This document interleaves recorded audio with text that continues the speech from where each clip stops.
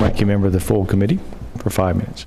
Thank you, Mr. Chairman. Mr. Smith, you were talking about the 2646 at the end of your statement there, and you said, I believe the word was, you said something to the extent of perhaps making it difficult for the economic viability of the industry, the current terms, and then something about supporting in concept.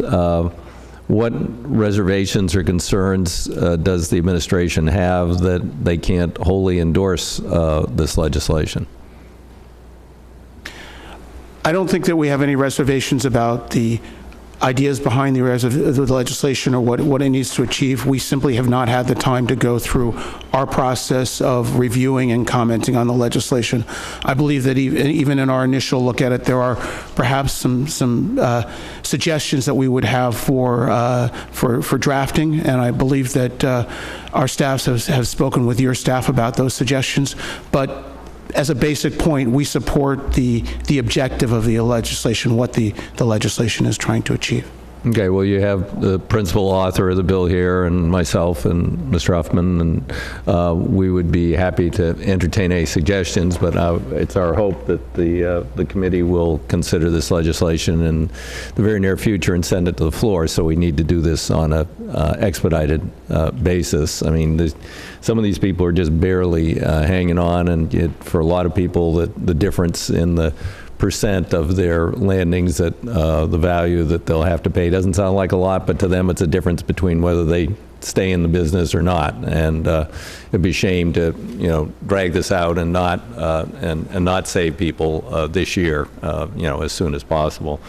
And you are and do agree that the only way forward is, in fact, a legislative fix, because we've tried numerous times and asked in previous administration and this one to look at administrative fixes, but apparently there are none. Yes, sir. We do not believe that there are any ways that we can administratively change this law, and we need new legislation. Okay.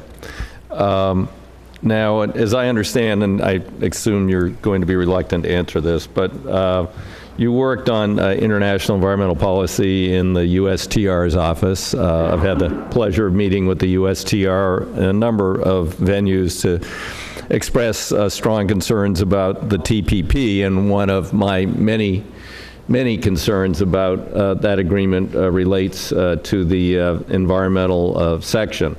It seems to me that we're talking here about the IUU fishing, and we seem to be all on the same page there and wanting to have the best, most comprehensive measures, whether it's port state or mid-ocean, to prevent this.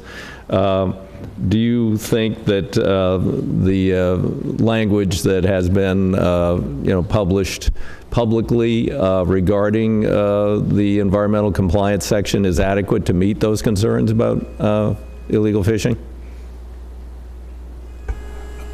So thank you for the question, sir. I'm not really in a position to comment specifically on that, on that language that's been tabled. Take the fifth on that one. I will say, though, that consistently we have taken the position that trade and environment need to be mutually supportive, that our trade agreements need to have strong environmental commitments to ensure that increased trade does not undermine environmental protections, and that those strong commitments include the need to have commitments by the parties to enforce their environmental law, and we've taken the position that those commitments need to be enforceable through the trade agreement based upon the same terms as other commitments made in the trade agreement. So the same dispute resolution mechanism needs to apply. So I think that the position of the administration is that yes, strong environmental